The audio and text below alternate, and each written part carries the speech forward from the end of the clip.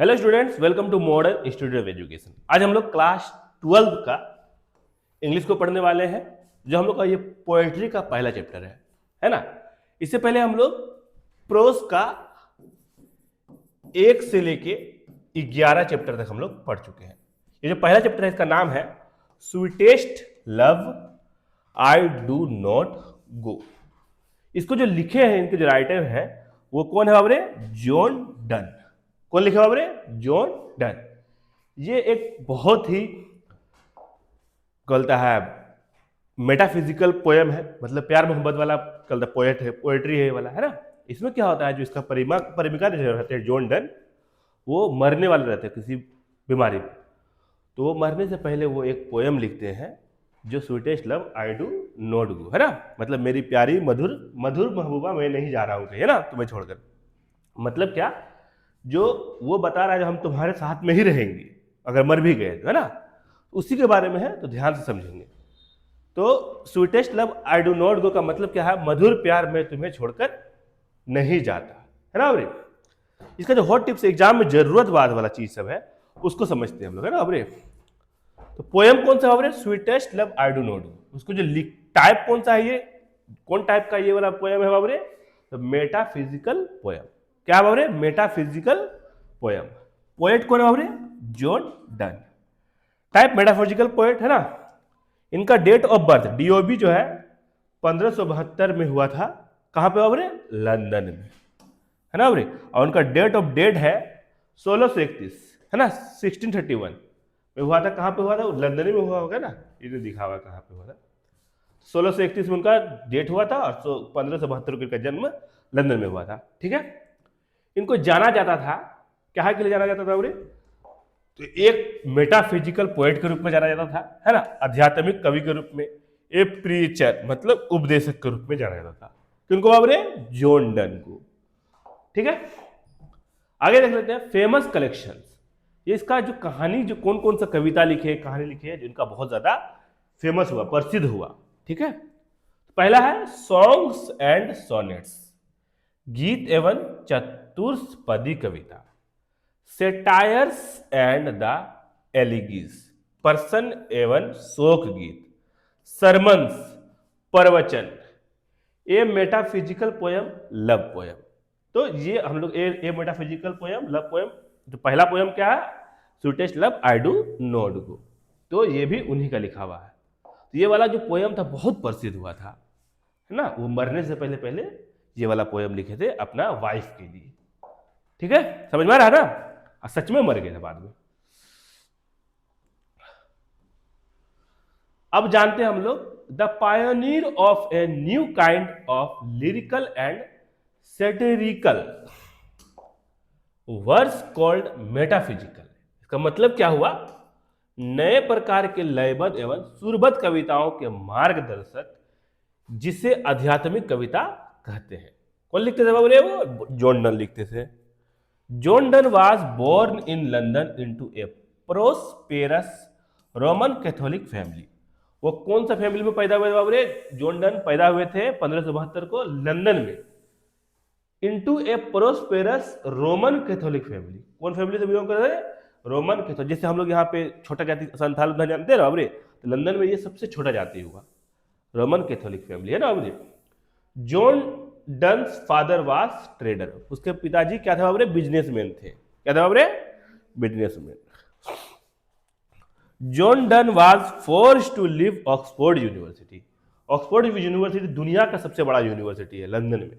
बड़ा बड़ा जो शाहरुख खान का बेटा, बड़ा बड़ा हीरो हीरोइन का, जो इंडिया में बड़ा बड़ा अंबानी का बेटा होता, सब कहाँ पढ़ता है बाबू? जाके लंदन में, ऑक्सफोर्ड यूनिवर्सिटी में। तो ये बहुत हाई फाई यूनिवर्सिटी है। तो इसमें जॉन डन पढ़ते थे। तो वहां से क्या किया? John Donne was forced to leave Oxford University without a degree because of his religion. उसको उस कॉलेज से निकाल दिया। कहे निकाल दिया बाबरे? क्योंकि वो रोमन कैथोलिक फैमिली से बिलोंग करता था, इसलिए उसको कॉलेज से बिना डिग्री दिए हुए ही उसको निकाल दिया। समझ में आ गया? ठीक है। John Donne studied law and the theology. John Donne क्या क्या पढ़े बाबरे? कानून एवं धर्म विज्ञान पढ़े, है ना बाबरे। John Donne was briefly sent to jail for secretly marrying his पार्टसन नाइस, है ना। उस जॉन डन जेल चला गया, काहे के लिए बाबू चला जेल चला गया बाबू रे? वो पार्टन्स का भतीजी से क्या क्या शादी कर लिया था, बिना अनजान में भाग के शादी कर लिया था, इसलिए वो क्या गया, उसको जेल भी चला गया था। ठीक है। At the age of 42 John Donne accepted ordination in the age Anglican church, है ना। वो 42 साल की उम्र में वो फादर बन के जाके चर्च में फादर बनता है ना रे, वहां का आदमी सब। John Donne is also known as love poet, वहां जाके वो पोयम वोयम लिखने, कविता वविता लिखने लगे, तो उनको क्या क्या नाम से जानने लगा बाबरे? लव पोएट के नाम से जानने लगा, मतलब प्यार कवि के नाम से जानता था ना बाबरे। पोएट इंट्रोडक्शन, फिर से हम लोग जॉन डन के बारे में बढ़िया समझेंगे, है ना। एक बार जितना समझे उसको पूरा एक बार समझेंगे। John Donne was born in 1572 at London, है ना। जॉन डन पैदा हुए 1572 में, कहां पे बाबरे? लंदन में। लंदन कहां बाबरे? इन इंग्लैंड में है।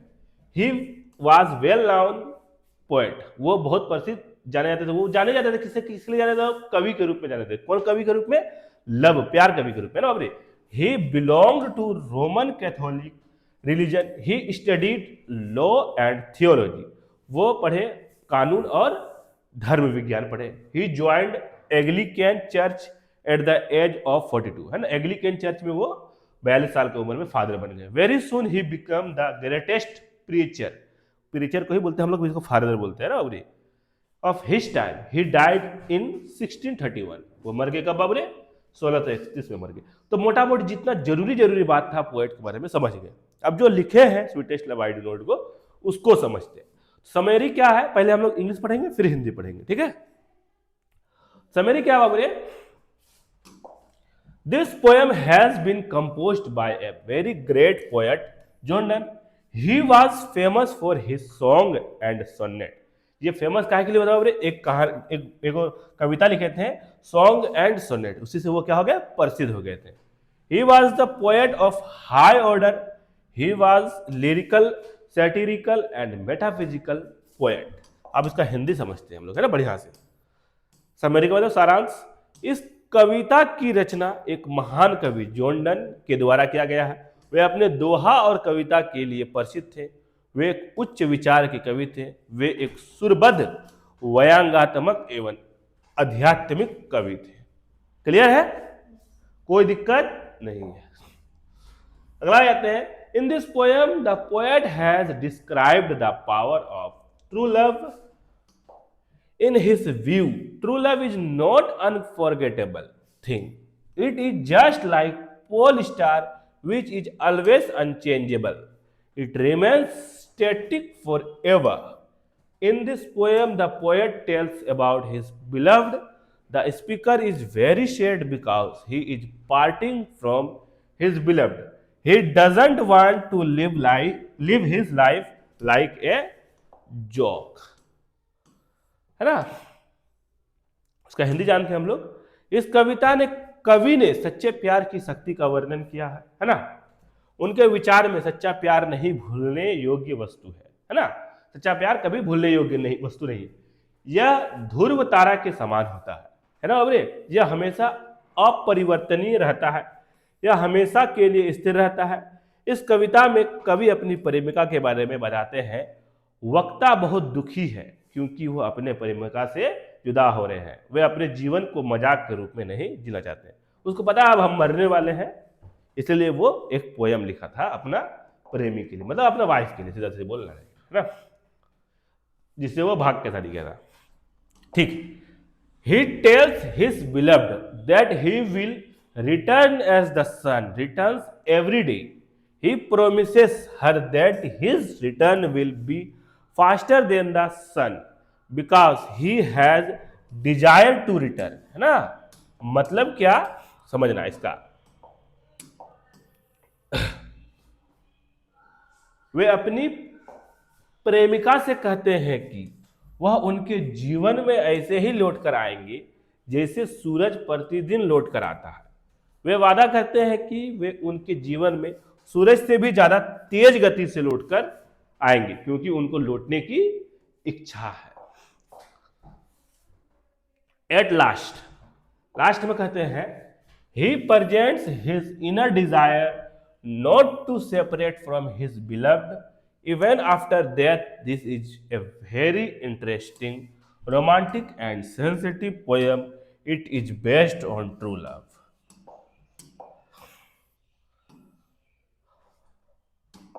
अंत में वे अपना आंतरिक इच्छा व्यक्त करते हैं कि वे मरने के बाद भी अपनी प्रेमिका से जुदा नहीं होना चाहेंगी.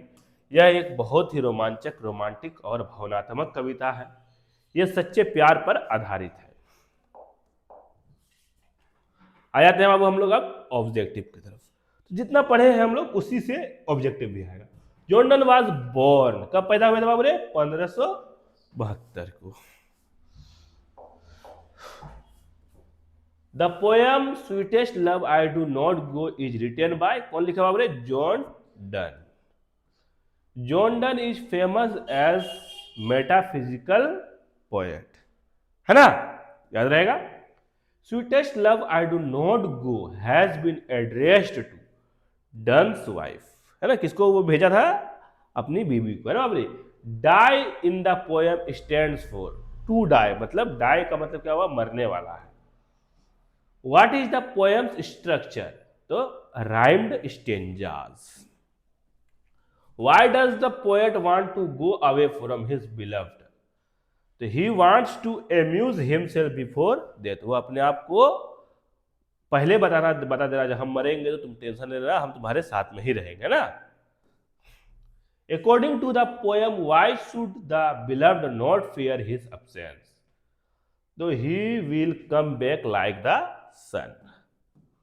The poet compares his return to that of the किसके जैसा लौटना चाहता है वो? सन का किसके जैसा, है ना. What does the poet assure about love? True lovers are never parted, है ना. मतलब समझो. चलो अगला क्या है बाबू रे? 2 नंबर या, है ना. Why does the poet want to go away from his beloved? The poet wants to go away not because he is tired of his beloved, but because he wishes to face death with courage by making light of parting. How does the poet compare his journey to the sun's journey? The poet says his return will be faster than the sun, as he has more desire to return.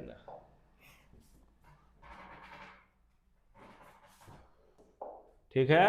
What does die means in the poem? Die means to die. How does the poet assure his beloved of his return? He assures that he will return like the sun comes back every day. What does the poet say about true love? True love is eternal and constant like the pole star. Why does the poet tell his beloved not to weep? Because her tear wastes both her life and his life. How does the poet describe the power of man? Man's power is feeble, as he cannot lengthen his happy moments nor reduce his sorrow. What is the main theme of the poem? The main theme is the power of true love and the certainty of death. How does the poet try to comfort his beloved? By promising to return soon and by stressing true love keeps them united even when apart. Who is the poem addressed to? The poem is addressed to the poet's beloved, मतलब उसकी wife को, है ना.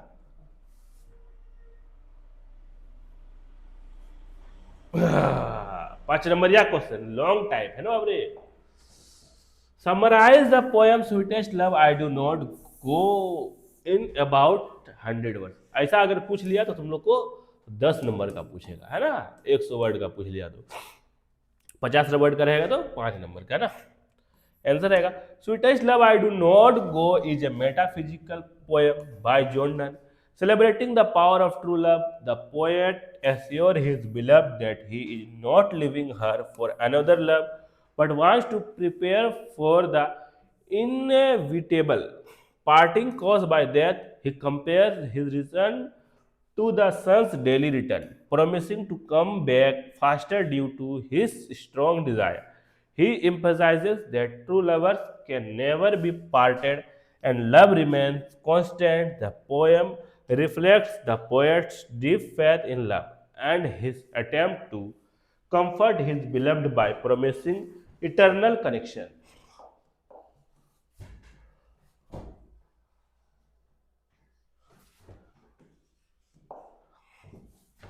Discuss the metaphysical elements in Sweetest Love I Do Not Do.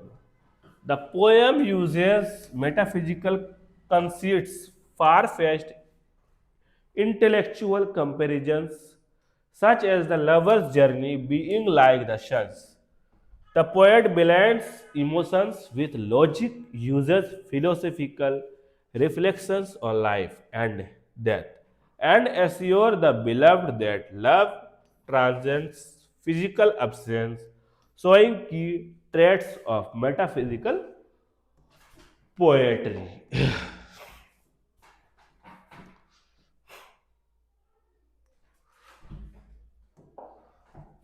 Explain the use of imagery and smiles the poem. Donne uses vivid imagery and smiles, like comparing separation to death and the return journey to the sun's rising. The soul's separation is described as signing the soul away, and true love is linked ना, to the ever constant pole star.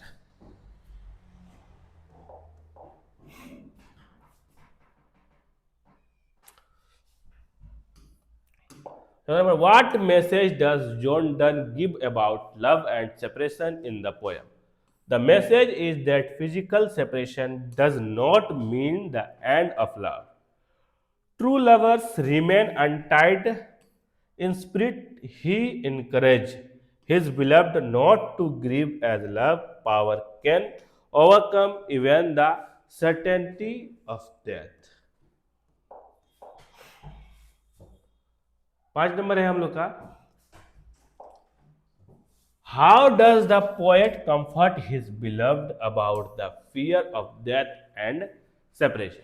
He tells her that their love is stronger than death, promises to return, and urges her not to waste life on sorrow. He assures her that as long as true love exists, no real parting happens, not even death. यहाँ पे होता है क्या, हम लोग का ये chapter क्या हो जाता है बाबू, द एंड हो जाता है। तो ये हम लोग का पहला चैप्टर था पोएट्री का। इससे पहले हम लोग पढ़ चुके हैं प्रोस को पूरा। तो इसके बाद वाला जो सेकंड चैप्टर आता है पोएट्री का, इसको हम लोग बहुत जल्द लेके आने वाले हैं। तो कैसा लगा आप लोग को वीडियो जरूर बताइए कमेंट में ना, और कोई भी दिक्कत होता है तो पूछिए आप लोग कमेंट में। मिलते हैं हम लोग इसके बाद वाला चैप्टर में बहुत जल्द। तब तक के लिए आप लोग का शुक्रिया।